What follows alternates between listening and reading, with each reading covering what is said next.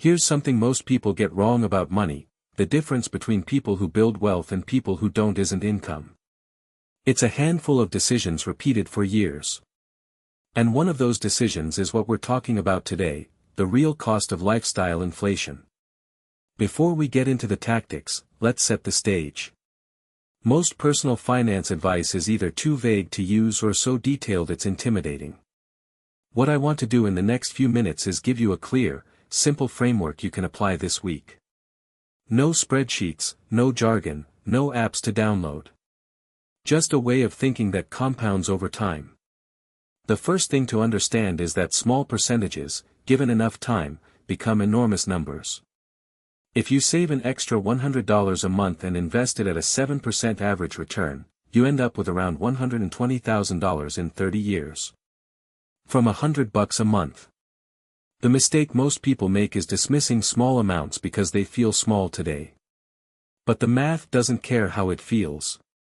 It just runs. The second thing is automation. The single biggest predictor of whether someone actually saves money is whether the saving happens automatically.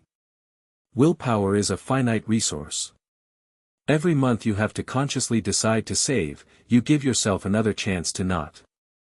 Set up a transfer the day after payday.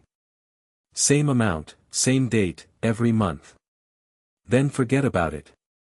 The boring, mechanical version of you will outsave the motivated version every time.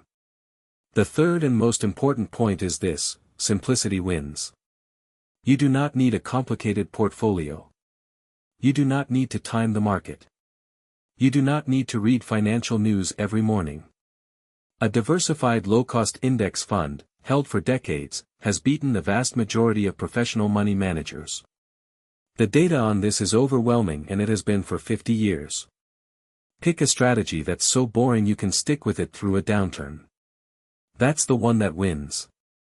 So here's your action item for today. Pick one of these three ideas: compounding, automation, or simplicity, and apply it before the end of the week. One small change, executed, beats a perfect plan you never start. If this was useful, hit subscribe so you catch the next one.